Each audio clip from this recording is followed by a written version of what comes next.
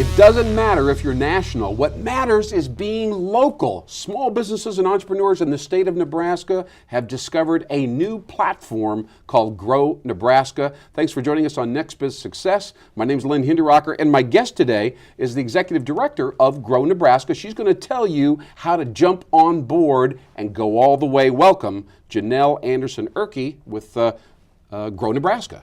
Thank you. Yeah, thanks for joining me on Next Biz Success. I am so fascinated by this because you are really at the leading edge. I didn't really understand, but buying local products, ultra local products, I just made that up just now, by the way, is a very cutting edge trend. Tell us how you're working with the entrepreneurs in Nebraska to help them exploit the trend.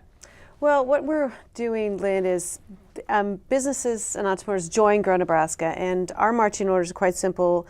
We provide them with promotion and awareness, and we assist them. So you're kind of a marketing yes. Consultancy, or? Sort of. It's like the first level. We're going to help them build some growth platforms. We are the only nonprofit marketing training program in the state of Nebraska, and we're strictly focused on market access. Okay, and so you try to basically promote or work with people who have products and services that are unique to Nebraska? I mean, give me some examples so we can just get past this and get on to the real good stuff. It would be anything from a web or graphic designer to someone that makes salsa, or someone that picks choke cherries, makes jelly syrups. Really? An artist that choke does. Cherries? Oh yes, which is indigenous to the state. An artist, any handmade object. Specialty things, kind yes, of. Yes. High value, high margin, really. Yes. All right?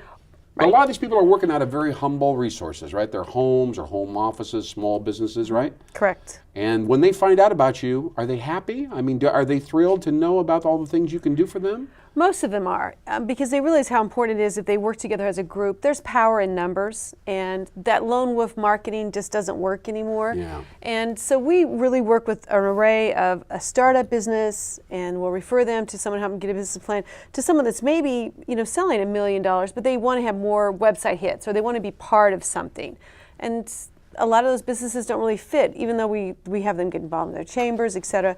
This is just a focus on getting them more awareness. So it's not exclusive. It's not like if you're involved with Grow Nebraska, you can't do anything else. Oh no. It's in addition to. Right. We strictly recommend that if they're a B&B, a bread and breakfast, that they're also a member of First the Nebraska Bed and Breakfast Association. Sure. Because that just makes good sense. The more we can teach them to fish at the end of the day, the more powerful they're going to be. And how many more Cabela's can we grow in the state of Nebraska, Lynn? I don't know. Yeah, well, with your help, maybe a few more. Well, we hope. Okay, now, what are the things that people, I know you work with so many of them and they're all, driven entrepreneurs. What are they doing wrong? I mean, you're a smart gal, you've seen all of them come across. What are they doing wrong that they need to be sensitive to and we can learn from your personal experience? Well, I think the biggest thing is pricing. Nebraskans, by nature, we're very, we don't like to brag or place a value on our service, and so we underprice ourselves. And so we really work with them on pricing. If it's a service, or if it's that jar of jelly, I mean, we're really proving that you can charge a little bit more if the quality and if it's a unique product and the service is there. I find this so interesting because really in this micro niche local thing, the margins are typically rather high. And people kind of brag about, well, I bought this jelly from Richardson County, Nebraska, and they pay premium prices. Right. But we're not pricing in accordance with their perceptions of what they're getting. Right. Yeah. Right. So it's kind of a head trip. Yes. As well as getting probably an accountant with them and going through the costs. Almost definitely. Making sure that their inputs. At the end of the day, we're all here to make money. Sure. So and money's not a bad thing. And sometimes, Lynn, that we just have to make sure we explain to them, money's not a bad thing. You need to sit down and figure out where you're making your money and how to make more if it's right value. Yeah. So pricing. What's next? Another P word? What's the next thing they need to be sensitive to? It's packaging. Okay. When you're going to have, people like the homespun and they like to know they have a natural organic product, but yet it's still got to be able to have as much appeal as craft would, or a company that's spending millions and millions of dollars on packaging and research. But and they can do that. I mean, they seriously can, because they have an edge. People are now looking for more smaller, unique. They want to know that. I think you're right about that. They want to know that someone touched this product that really, truly cares about it. Right.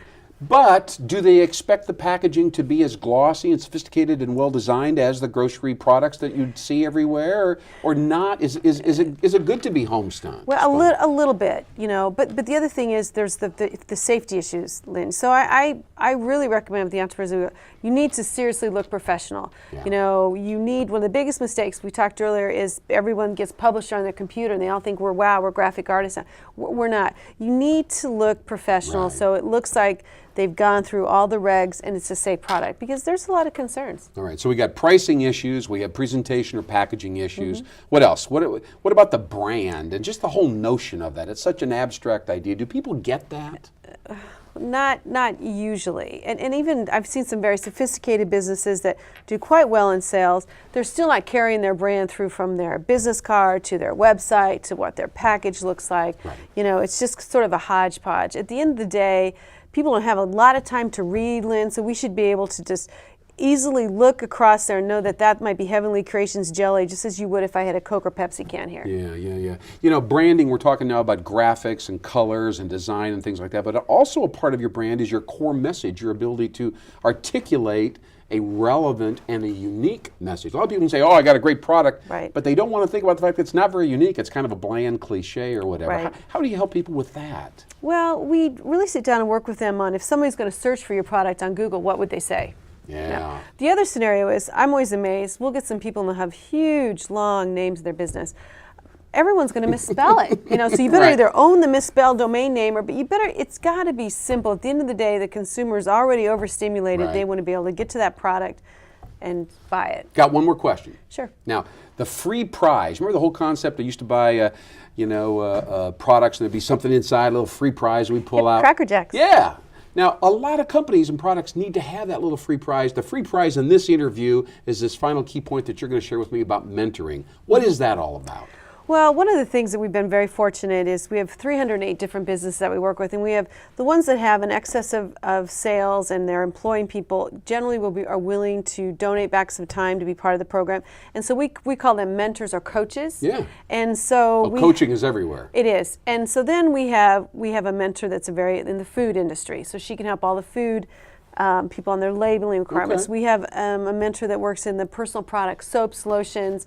You know, we have a mentor in the art industry that's kind of broken out and has, you know, won the best of booth in Seattle, et cetera. So we really feel that the more of those connections that they can make, Yeah. why recreate the wheel? Most of the time the wheel's there, Yeah. and people are willing to share, and if we all split the pie at the end of the day, we'll all have something to take home. Sounds like a heck of a business formula to me. Thank you very much, Janelle Anderson-Erke. You're with the Grow Nebraska organization. I'm going to say it's a community. It really sounds what it really is, a collaborative community. And thank you so much for contributing, and stay on that local thing. I think we're going to go a long ways with that. Thanks for joining us on Next Biz Success. My name is Lynn Hinderrocker. You got to go local to get big. It's an amazing conundrum. It's a paradigm shift, and it'll work for you as you keep on going and keep on growing.